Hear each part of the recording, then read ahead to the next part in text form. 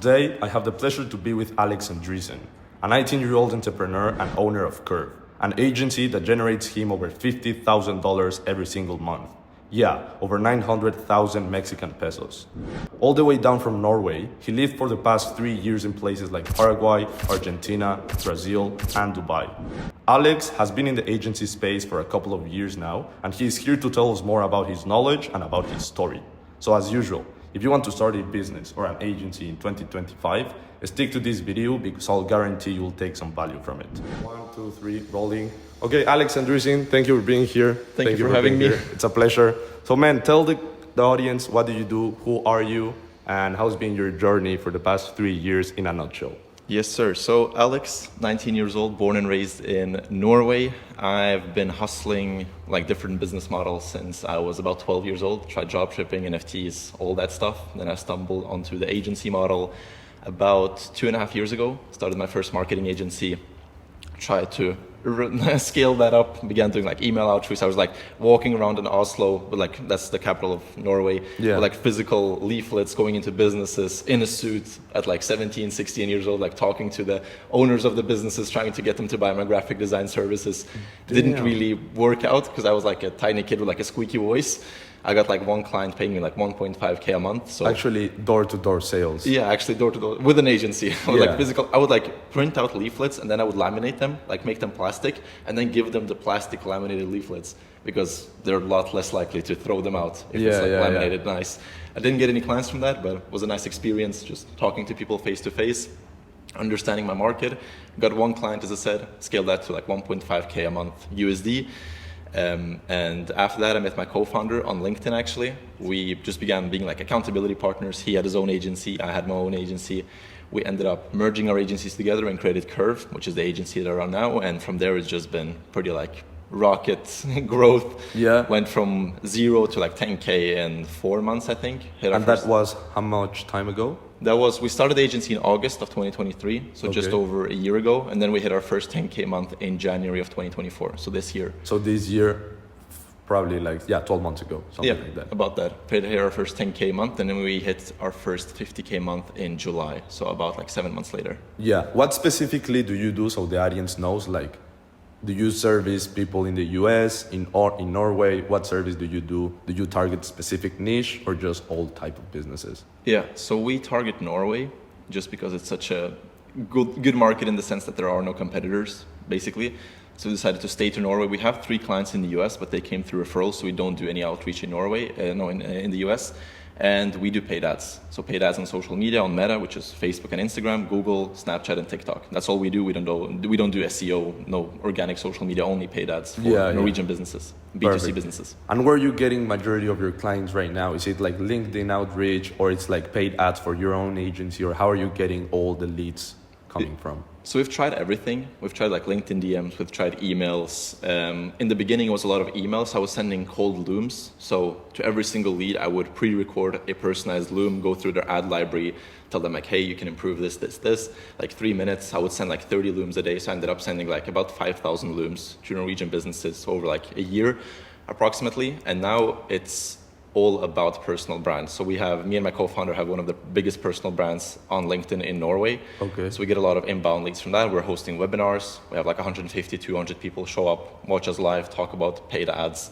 Just like my co-founder is super active in the newspapers. So just building personal brand and having a lot of people come inbound because you won't sign a 20K a month client through cold email. Most likely they have to know you, they have to trust you. So that's what we're venturing into now. So you're getting it from LinkedIn referrals, but you're not doing any paid ads for the agency and offering your services in Norway, or you do? We have some Google ads running, spending like $20 a day just testing it out. We launched it pretty recently, so no results there yet, but maybe it will be another acquisition channel, we'll see. Yeah.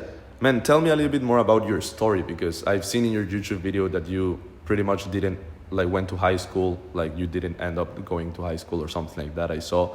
And how's been traveling for 3 years at such a young age and just living in places like Brazil, Paraguay? I mean, I'm from Mexico, so passing probably from Norway to Brazil or to Argentina, it's pretty like different, the type of lifestyle, and being 17, 16 or whatever, like 2 years ago, that should be crazy. So tell me a little bit more about that. Yeah, definitely. So I'm very lucky with my parents in the sense that they kind of understand what's going on in the world. They're not super for the school system. They like made me understand how the world is actually structured at a pretty young age.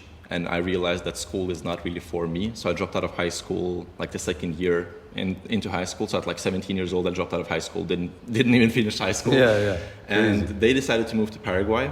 So I either had the option to stay in Norway and keep going to school or move to Paraguay with them. I was like, of course I'm gonna move to Paraguay. Like I have the opportunity to drop out of high school. So I did that, moved out with them at like 18 years old. 6 months later, I just began traveling around South America. Lived on my own in Paraguay, lived in Buenos Aires, lived in Brazil, Florianopolis, tried all of those cities out. And it's been a blessing, honestly, especially like when you look back at the life you could have had going to school. I would have started university now, another like 5 years of my life. Yeah. But I'm already here in Bali. Exactly. Meeting people. Yeah, exactly. Like we met a couple of days ago at just an outing. So it's, couldn't have asked for anything else, especially at my age. Yeah, very cool.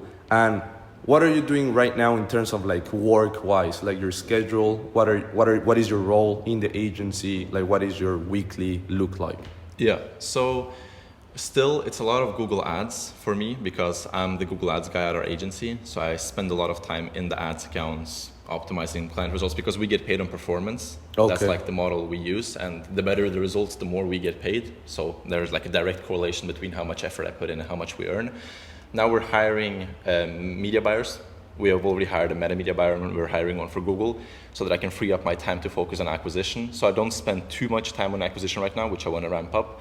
So mostly Google Ads right now, just like building systems. I'm responsible for like the bookkeeping, all the like back-end technical stuff is like my responsibility, I'd say, in the agency. So I want to step away from that and just focus on acquisition because of course that's what's going to grow the agency, not keeping books. Exactly. And how much are you doing or how many clients do you have at the moment? And what is your goal with the agency itself? And what is the goal, like let's say the next year and the next years to come with the agency and with your clients? Yeah, so we've always had like 10 to 12 clients. We've never gone above like 14 clients, I think, just that the clients become bigger. So when we started, we were charging like $600 a month and we had 12 clients approximately paying us, and they just became bigger and bigger, and we began throwing out the old ones, like the smaller clients, just like upping the quality. So I don't believe that we want to go above like 20 clients, but we want those 20 clients to pay us $20K each. Exactly. So the goal with the agency is to scale it to like 300 to 400K a month. Have someone run the agency, hire a CEO, hire a CFO, like have someone responsible for all the parts of the agency, and then just use that cash flow for some other business. Yeah, 100%. But you want to, in the future, hire a CEO, a CMO, a CFO, and have a C-suite, a team that you can pretty much just be aware of what's happening in the agency and take yourself outside of it a little bit, right? Yeah, I want to take like the big decisions, like the big pivotal, like spend a couple hours a week just like deciding where the agency is headed, but then have someone actually implement and do all of the work in the agency. And what is your goal, not speaking about the agency, but speaking about next 3-4 years to come? Because I mean, we're pretty young. You're turning 20 in 4 months, something like that. I'm 20 and we're just doing this. But do you have a goal in mind for the next 5 to 6 years in terms, where do you see yourself? Where do you see you and your business partner, your life? Where do you want to live, etc., etc.? It's very hard to say. Of course, like a daydream. I have like these dreams. I want to buy like a certain watch, a certain car, like have this kind of lifestyle, but it shifts so quickly. So like a year ago when I started this agency, I could have never imagined that in a year I would be living in a big villa in Bali, enjoying life, just because life is so dynamic. You like don't understand quite what the timelines look like. So I have this like dream vision, I guess, to have a nice house, to have a couple houses, of course, have a happy family, but it's very hard to set like specific goals, so I don't really do it because they just change it. It's like wasted time in my opinion, like trying to pinpoint what your life is going to look like in 3-4 years when it 100%. Changes like 3 months later. 100%. But it's crazy how the perspective changes. Like here you meet people doing crazy numbers, doing crazy things, and then your perspective just completely changes, and the goals that probably looked like big 1 year ago, now they're like the norm for everyone, right? For the type of lifestyle that you had in mind to live in 1 year, now it looks like just reality, right? So you have bigger and bigger ambitions, bigger and bigger goals. So man, are you doing any type of help like helping your friends, helping other people in Norway, like growing their agencies or doing like some type of help for these type of people with agencies in Norway or in the US? Yeah, so actually pretty recently I've began this like private exclusive mentorship for people who want to grow their agency, who are already doing like 5 to 10K a month.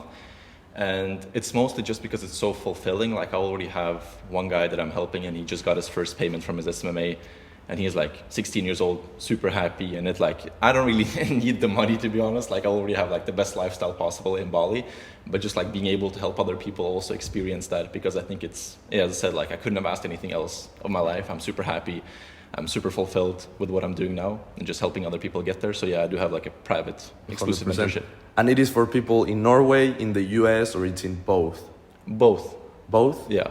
That's cool. We're going to put here the link below if you want to check what he's doing. He has a lot of YouTube videos, right, with some free value. Over 50 videos I saw that you have been publishing for the past year. Yes, and sir. it is all free value regarding how to start an SMMA and how to grow it either in the US, in Norway, or in wherever you are. If you're watching this in Mexico, you can definitely have a look to his channel and see what he's doing. And yeah, man. Also, I saw that you went and networked with Luke Belmar in Capital Club. So tell us a little bit more about this experience, just going to Singapore, meeting him, meeting all these people doing all different kind of businesses and just in the big hub. Because yeah, here in Bali, I've met a lot of guys that went to the Capital Club that was here in Bali, Yeah. a bunch from Singapore as well. So tell me a little bit more about that, like if you enjoyed it, if it was worth it, etc., etc. Yeah. So again, that's kind of the beauty of being an entrepreneur, just being able to like book tickets to Singapore for a single day just to go to an event, which wasn't like cheap, I guess like $1,000 for the dinner and stuff. But to be honest, it was a bit disappointing because especially like Luke, he puts on this like very specific facade online, like the way he talks, like everything sounds super smart. And then you actually meet him in person and it's not like actually like that. So it was like a wake up call, like everything is not the way you see it on social media. So Just normal people. yeah, the All people there were cool. Like I met a lot of cool people that I'm still in contact with here in Bali, but it's not like I got a ton of value from it. It was just like the networking was the biggest takeaway from that. Yeah, not the actual like speaking of Luke and the speakers, just the people that you meet. Yes, pretty much. exactly. Yeah, because I guess, I mean, the one that was here in Bali, it was 10K for the ticket. So I guess if you're there with the people in the room, you all pay 10K to be there. Definitely. So it's quite expensive to pay just for a couple of days. So you know that everyone in the table is doing something right, so you can network with them. Exactly. Yeah. So man, it was pretty good to have a chat with you. I hope really you can put your goals into the agency. What are you doing right now to scale the agency in terms of like what will be your strategy for the next year? And how do you see the agency space growing in 2025 and the next years? Because everything that worked 3 years ago, now it's not working. We're probably transitioning into more AI-based agencies. Yeah. Not that many employees, not that many cold outreach. Everything will be through outbound, inbound. So yeah, how do you see your agency growing and the space of agencies growing itself in the next following years? Yeah, so personal brand will be super, super important because there are lots of kids out there spamming people with emails about their agencies. But again, you're not going to sign any big clients just sending emails. So if you build a personal brand, if you're able to actually deliver good results like service deliveries, of course, the most important part of the agency. If you had the best results in the world, you would never struggle with getting clients. People would come to you. So just polishing your service delivery and building a personal brand around that, making yourself trustworthy is what 100%. I'm focusing on and is what's going to be super important. 100%. And there's not too many people doing it. I mean, you see it in US, like everyone has a mini personal brand regarding their niche. Yeah. But I assume in places like Norway, and 100% I can tell you in places like Mexico, nobody is doing like content in terms of their agency. Exactly. Nobody. Yeah. If they just start recording YouTube videos on how they manage to do their service for the clients, they will get so many leads, warm leads, to YouTube, through Facebook, through whatever. So I think as well, like the agency space is moving into content. Like you need to be able to record yourself doing the actual thing, and then you can have a lot of clients from there. Definitely. So man, it was a pleasure to meet you, and we'll talk after you come back here. We'll be living here in Bali. You'll be living here in Bali for the next months as well, or what is your plan in terms of like living wise? Are you staying here, going to Dubai, going to Norway? Where are you going? So I'm leaving tomorrow actually. I've been here for close to 3 months, so it's time for the next part of my journey. So I'm going to Norway just for a day, and then I'm going to Ibiza for a couple of weeks, celebrating Christmas and stuff with my family, and then I'm going back to Brazil in January. I just booked tickets yesterday, actually. To live? We'll see. I've only booked tickets there, so I'm not sure when I'm leaving. Have you lived in Brazil already? Yes. Where about? Florianopolis. Ah, okay. And you like it, living in Brazil, coming from Norway? Yeah. Yeah? Definitely. Perfect. So, man, they definitely will see you out if you come back to Bali in January, and it was a pleasure to speak to you. Thanks, man. Thank you very much. Thank you.